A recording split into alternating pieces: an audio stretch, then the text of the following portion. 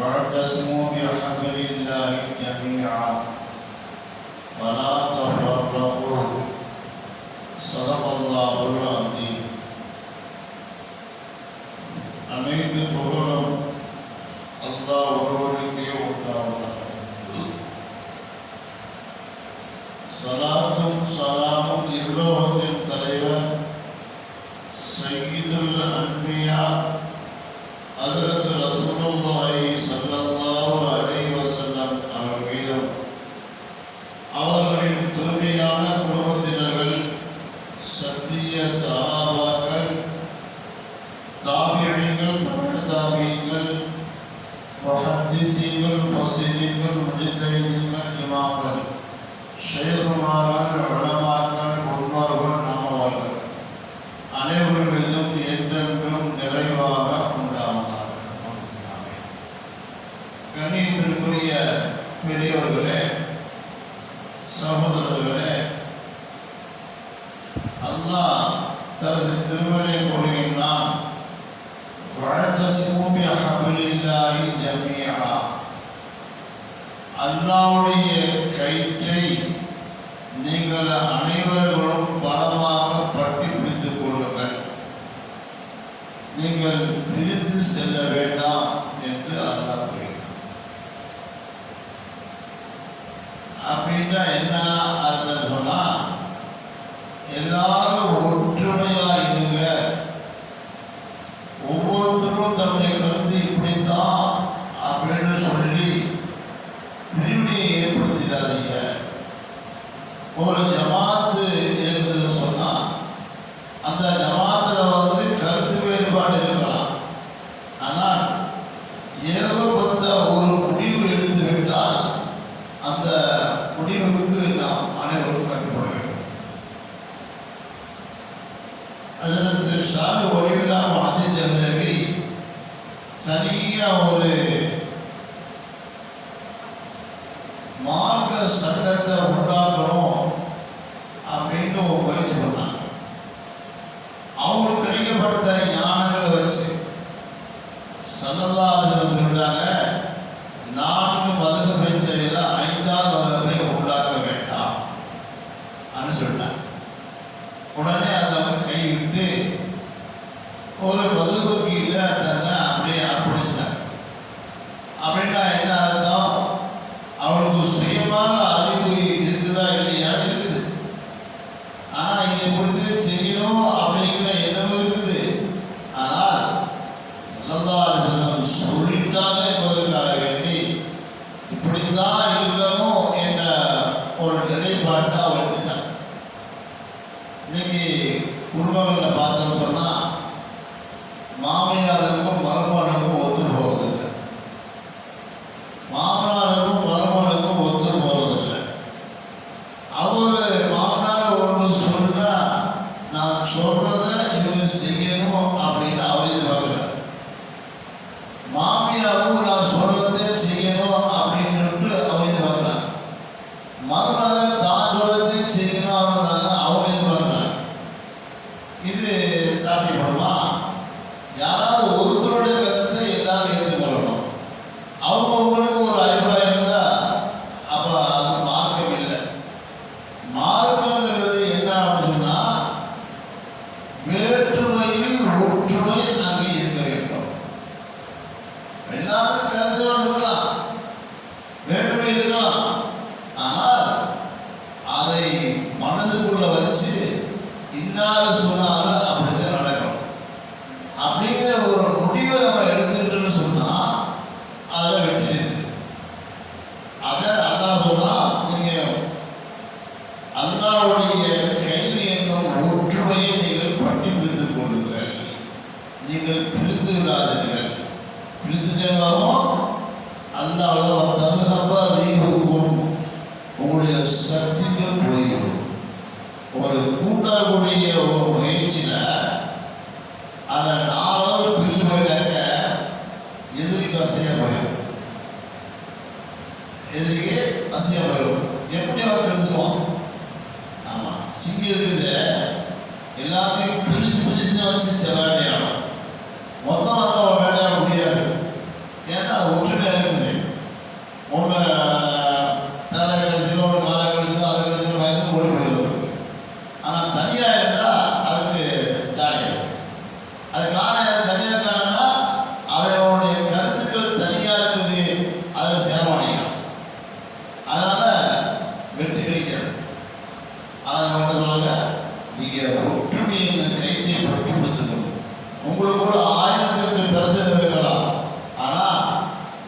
உங்களுடைய செயல் ஒன்று செஞ்சாங்க அது கட்டுப்படுது. அதான் ஒரு நல்லது. உங்களுக்கு யாரை நீங்க தலைவராக நீங்க நியமிக்கிறீங்களோ அவரை கட்டுப்படுங்க.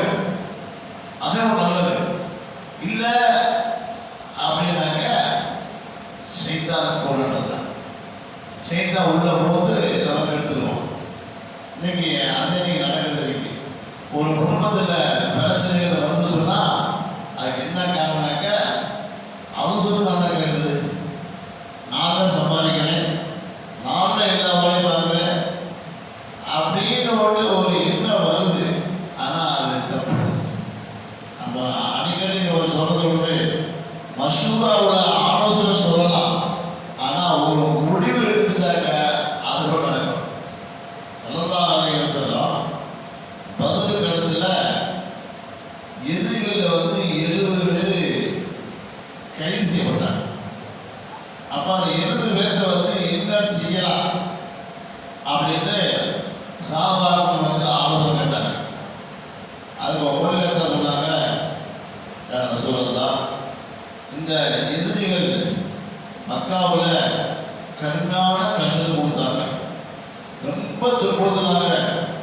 பிலாரெல்லாம் எப்படி நடக்க நீங்கள் ஈமானை விட்டுட்டனாக்க உன்னை நெருப்பு சுட செய்யணும்.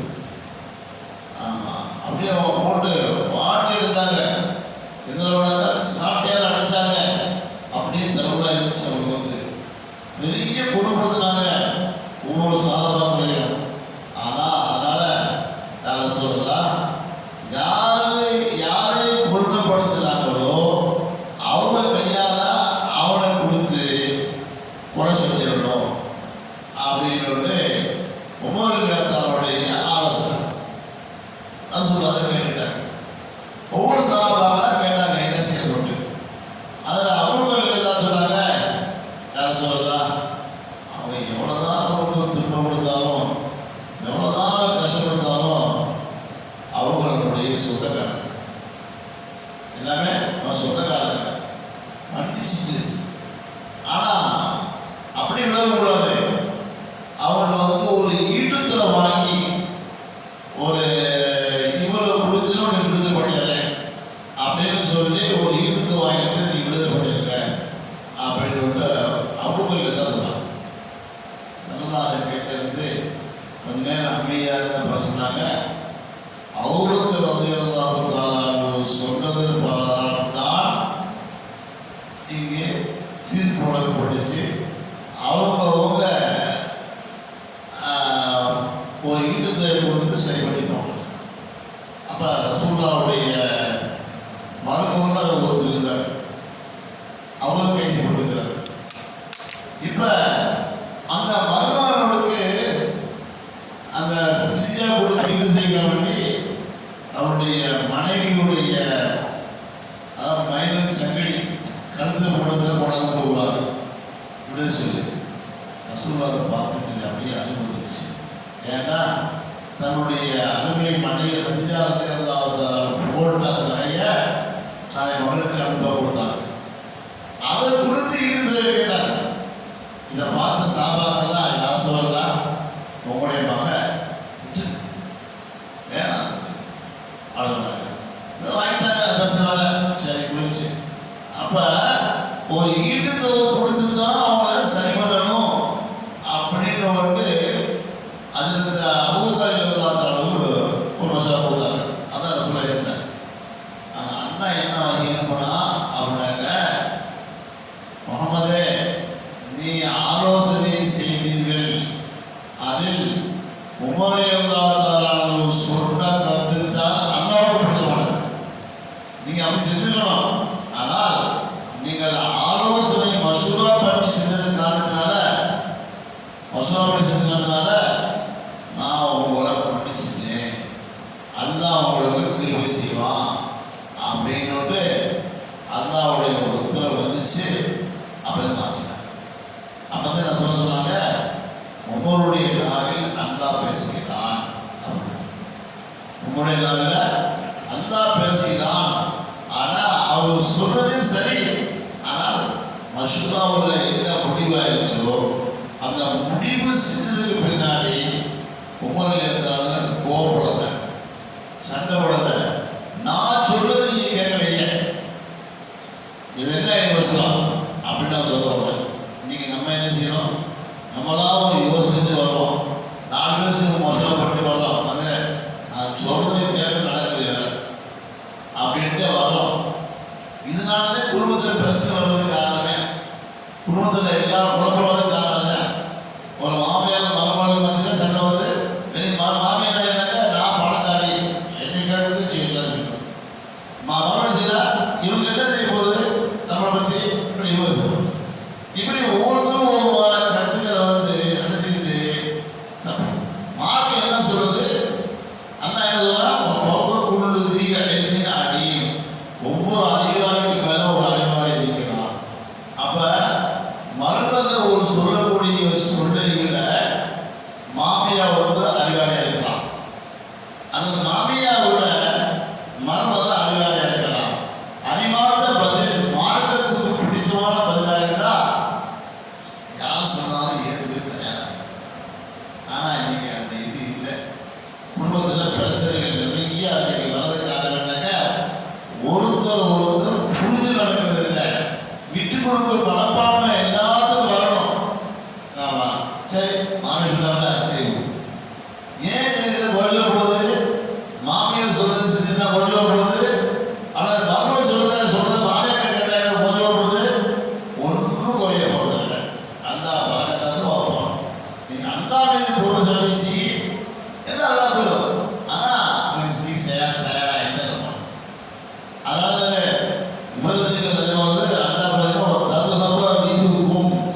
உங்களுடைய சக்திகள் போய்விடும். உங்களுக்கு சக்தி போயிடும். நீங்க ஒற்றுமையாக இருக்க முடியாது. எப்ப கருத்து வேறுபாடு உங்களுக்கு மத்தியில் வந்தா, அந்த கருத்து வேறுபாடு வராமல் இருக்குன்னு சொன்னா ஒருத்தர் புரிஞ்சு நடக்கணும். ஒருத்தர் சொல்லி கேட்கணும். நான் அடிக்கடி சொல்றது உண்டு. ஒரு மாணவன் கூப்பிட்டு, என்னப்பா ஒரு வசதி வாய்ப்பா அப்படின்னாங்க, அப்படியே மோசம் பார்க்கலாம். என்ன கருத்து வசதி வாய்ப்புறீங்க, நீ ஒரு ஆள் வந்துருக்கீங்க அப்படின்னு அவன் கேள்வி கேட்பான். ஆனால் கேள்வி கேட்க வச்சுக்கூடாது. நம்ம விளக்கம் சொல்லிட்டாங்க அப்படின்னு வந்துட்டீங்களா அப்புறம் ஆகிட்டு வரேன். இது சரியில்லை. இது சரியில்லை. சொல்லக்கூடியவங்க தன்னோட அறிவாளி சொல்லலாம். நான் ஆல்ரெடி சொல்றது உண்டு. அடுத்து பயண சொல்லியிருக்காங்க. எனக்கு மாணவர்கள்லாம் ஒன்று சேர்ந்து உற்சாகத்தில் நசீர் பண்ணுங்க. உடனே அந்த உஸ்தாது மாநிலத்தை உட்கார வச்சு நான் 4 விஷயம் சொல்லுவேன், அதுதான் நடந்துட்டு அப்படின்னா என்னப்பா சொல்லணும் அப்படின்னாங்க. அப்பா சொன்னாங்க, உட்கார்ந்து சாப்பிடக்கூடாது. மாணவனை பார்த்தாங்க, எங்கள் அப்பா சாப்பிடாதுங்கிறாரு, பேசாம சாப்பிடுதான். ரெண்டாவது என்ன பண்ணுறாங்க, படுத்து தூங்கக்கூடாது அப்படின்னு சொன்னாங்க. இதில் அது வித்தியாசமாக இருக்குது. உட்காந்து சாப்பிட சாப்பிடுவாங்க, படுத்தோட பொண்ணாம தூங்க முடியும் அப்படின்னு. ரெண்டாவது இல்லைப்பா. மூணாவது என்னங்க, அம்மாவுக்கு செலவு காசு சொல்லக்கூடாது. இது அதோட மோசமாக இருந்துச்சு. 4வது என்னப்பா அப்படின்னு கேட்டாங்க, அத்தா பேச கேட்காத அப்படின்னு சொல்லிட்டு முடிச்சிட்டேன். மாணவன் ஒரே குழப்பம்.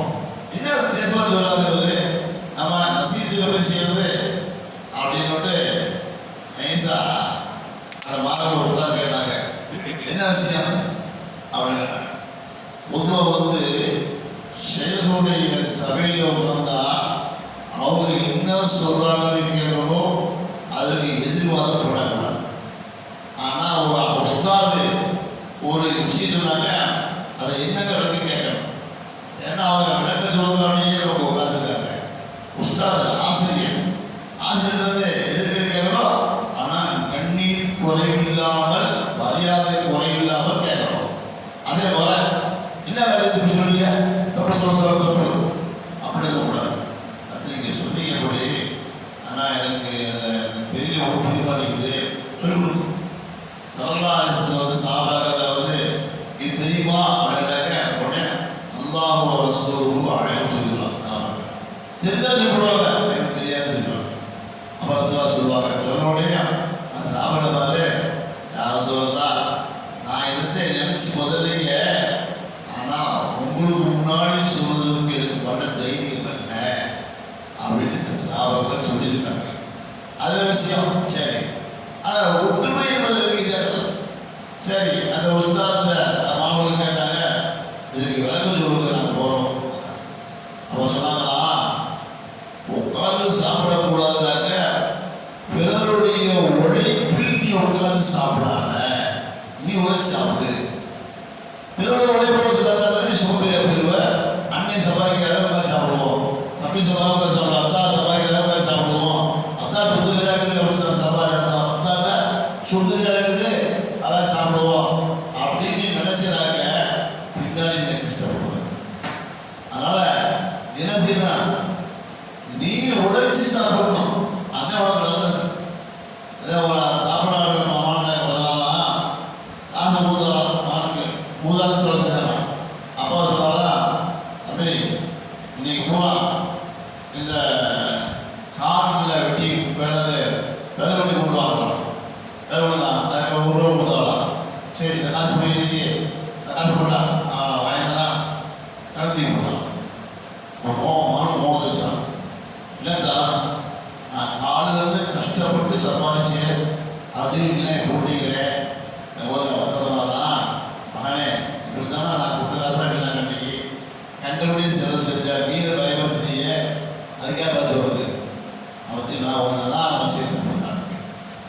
அந்த மாதிரி அதாவது உட்காந்து சாப்பிடாதனாக்க பிறர் உழைப்பில் நீ உட்காந்து சாப்பிடாத, நீ உழைச்சி சாப்பிடு அப்படின்னு அர்த்தம். ஆமாம். ரெண்டாவது படுத்துவதனாக்க என்னன்னா, படுத்து தூங்காத, தூக்கம் வந்தா படு, தூக்கம் வந்தா படு. ஆனா படுத்துட்டு தூங்க ஆரம்பிக்காத. இந்த வேலையில் படுத்துவோம், படுத்துட்டு எப்படியாவது வேலை போயிட்டு தூங்குவாங்க. ஆமா, எல்லா வேலையும் முடிஞ்சுட்டு அவனால் வந்து முடியல படுக்கலாம் அப்படின்னு அசத்து போயிடாத, அப்படி படுக்கலாம். அது மாதிரி பார்க்கறது கூடாது. அதனால படுத்து தூங்காத, தூக்கம் வந்தா படு. மூணாவது, அம்மாவுக்கு செலவு காசு கொடுக்கக்கூடாதுனாக்க என்ன கிதாப் எழுதுறாங்க, அம்மாட்ட மொத்த காசையும் நீ கொடுத்துட்டு அவங்கள்ட்ட இருந்து நீ செலவு வாய்க்கணும். அதே முறையும் கூட.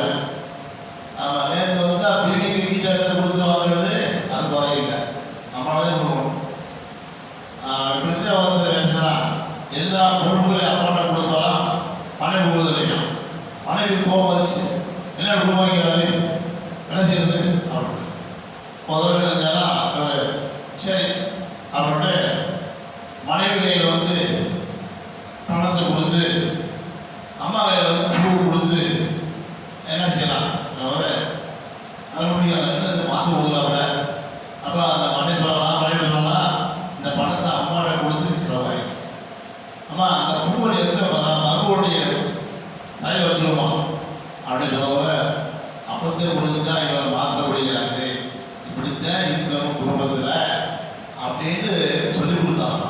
அந்த அடிப்படையில் என்னன்னாக்கா, அம்மாவுக்கு காசு செலவு பண்ணி கொடுக்கக்கூடாது, நீ மொத்தமாக வாங்கி சாப்பிட்றதுக்கு அம்மாவோட கொடுத்து நீ வாங்கி சாப்பிட மாதம் தவிர கொஞ்சம் விசேஷமான ரொம்ப சூஃபி உலகமே தெரியாதவங்க வந்து அவங்கள போய் மாணவர் லீவு போது சொன்னா அதில் லீவு கொடுங்க கேட்டாங்க. லீவு தம்பிடலாம் அது லீவு தள்ள இந்த ரயிலில் வந்து சென்று போயிடுவேன் அப்படின்னா அந்த அளவுக்கு போராமாறாங்க. உலகம் தெரியாதவங்க இருந்தாங்களாம். ஆனால் அவங்க வாழ்க்கை எப்படி செஞ்சுறாங்க, சம்பளம் வாங்கி மொத்தம் பண்ணி அம்மா கொடுத்து வரான். கொடுத்து போட்டு நான் சொல்லுவாங்கன்னா, அம்மா என் கூட்டாளி என் கூட ஓதுற கூட்டாளி வந்திருக்கிறாரு, அவருக்கு டீ வாங்கி கொடுக்கணும், கொஞ்சம் காசு கொடுமா. அப்படியே அம்மானே காசு இப்படித்தான் அவங்க சேவை செய்வாங்க அவங்க வந்து. அதனால கடைசி வரைக்கும் பறக்கத்தாக இருந்தார்கள். அவருடைய சொல்லு அப்படியே படிக்கும். அப்படியே இலாயத்து பெற்ற நல்ல மனிதராக கடைசி வரைக்கும் வாழ்ந்தாங்க. அவங்க வந்து ஆமா எப்போ பார்த்தாலும் ஓதிட்டே இருப்பாங்க, அப்படியே பாடத்தில் இருப்பாங்க, வீணா பேச மாட்டாங்க. ஆனால் உலகம் தெரியாத ஒரு அமைதி இருந்தார். கடைசி பஸ்ஸில் ஏறி போனதுக்கு அவங்க வந்து ட்ரெயினில் ஏறினதும் இல்லை, இந்த வெளிநாட்டுக்கு அதிகம் போனதும் இல்லை. அப்படியே வீட்டுக்கு போவாங்க, பாசாக வருவாங்க, ஆனந்தமாக வருவாங்க. சில பேர் என்னங்க அம்மாண்டா ஆகிடுவாங்க. இதுதான் அவர் பழக்கம். அதனால அதான் வந்து பழக்கத்தை வச்சுட்டு அவர் வாழ்க்கையில் வந்து சம்பளம் எவ்வளோ வந்து நான் வந்து 81 வந்து பட்டாளர்களில் போய் உற்சாக சேர்ந்த புதுசில் எனக்கு எவ்வளோ சொன்னாங்க, 150 சம்பளம் தான். நான் பார்த்தேன் இமாமத்து போனாங்க 300 ரூபா சம்பளம் கிடைக்கும். அப்போ வந்து 300 ரூபா இமாமத்து சம்பளம் கிடைக்கும். மேம்பேடு வர போனால் 300 ரூபா வரும், 600 ரூபா வரும். என்ன சொன்னாங்க, காப்பீடு பண்ணுறாங்க. நான் சொன்னேன் சமுதாயத்துக்கு சேவை செய்யணும், அவ்வளோதான். அவங்களுக்கு வந்து காசு பெருசல்ல அப்படின்னு சொல்லி அங்கே சம்பளம் சேர்ந்தேன். 150 ரூபா சம்பளம் சேர்ந்தேன். சரி, நான் வாங்குற சம்பளம் அதிகமாக கம்மியா இருக்குமா அப்படின்னு நினைச்சு பார்த்து அப்படியே 1 மாசமா அதை வந்து ஆய்வு பண்ணி பார்த்தேன். நாற்பது மாதம் வந்து 125 ரூபா சம்பளம், 100 ரூபா சம்பளம், 75 ரூபா சம்பளம். அந்த உற்சவமாக இருந்தவர்களும் அல்ல, அவர்களும் ஒரு பிள்ளைக்கு சவால் கொடுத்தாங்க. அவங்களும் ஒரு பிள்ளைக்கு சவால். அது வந்து அப்போ எப்போ சொல்லல, இப்போ எப்படியே வந்து சொல்ல முடியாது, கொடுத்தாங்க. அதை பார்த்து நான் என்ன செஞ்சாங்க, இருப்பூர்ல மாசம் அடைக்கும் போது எனக்கு சம்பளம் எவ்வளோ தெரியாது. நான் மன சாப்பிட அவன் என் கூட எல்லாத்தையும் சாப்பிட கொடுக்க வச்சு எனக்கு ஏன் சொல்ல வரட்டாக்க, கொடுத்தவர்கள் இன்னும் கெட்டு போவதில்லை. அந்த அவனுக்கு பணத்தை கொடுத்துருவான். அந்த அடிப்படையில் செலவுக்குறி வந்து அம்மாவுக்குறி காசு கொடுக்காத. ஏமா என்ன சொல்லுவாங்க, சாப்பாடு கொடுக்குறான், ஒரு டீ கொடுக்குறவங்களுக்கு துணிநாய் கொடுத்துறேன், வைத்திய செலவு கொடுத்துறேன், உடனே செலவு கொடுக்குறது நீ கேட்காத. அம்மா என்ன செலவு செஞ்சாலும் அதை நீ பொருத்தி போடு. ஆனால் சம்பளத்தை கூட்டி அவங்கள கொடுத்துறீ வாங்கிக்க. இதே போல அவன் செய்யலாமா? இல்லை, யார் செய்யறதில்லை, நானே செய்யறதில்லை. ஆனா சரீரத்தை சொல்லுது, அம்மாவை கொடுத்து வாங்கிக்கப்பா அப்படின்னாக்க அம்மா என்ன செய்யணும், எல்லாத்தையும் நியாயமா நடந்துக்கணும். சரி கேட்கலாம், அம்மா வந்து அநியாயம் பண்ண என்ன சொல்லுது, இது வந்தது இது அம்மா நீ வரவைக்கணும். அவளுக்கு வந்து மாறணும்னா என்ன அப்படின்னு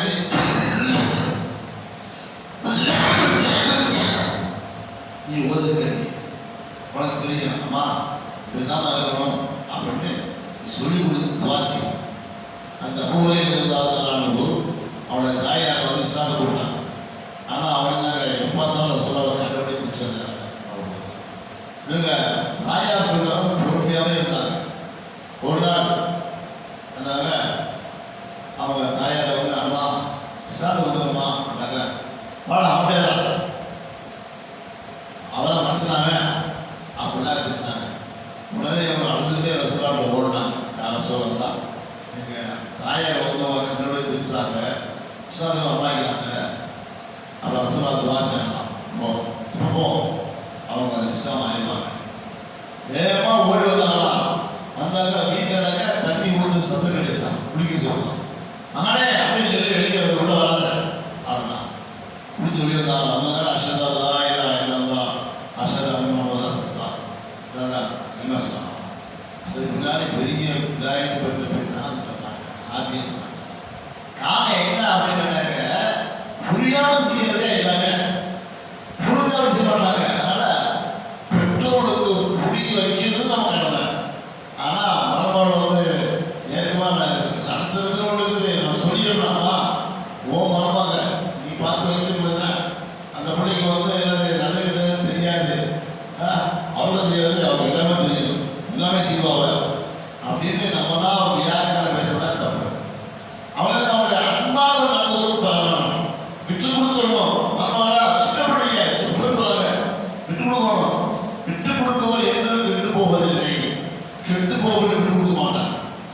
இன்னைக்கு குடும்பத்தில் நிறைய பிரச்சனை வர காரணம் என்னன்னாக்க விட்டு கொடுக்காதனால யோசனை கேட்கறதா அப்படின்னு மாமியார் சொல்லுது.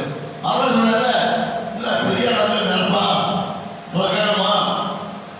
ஆமா என் புருஷன் எனக்கு தான் ஆமா புருஷன் ஆசையை யோசிக்கிறது இவன் புரியதில்லை.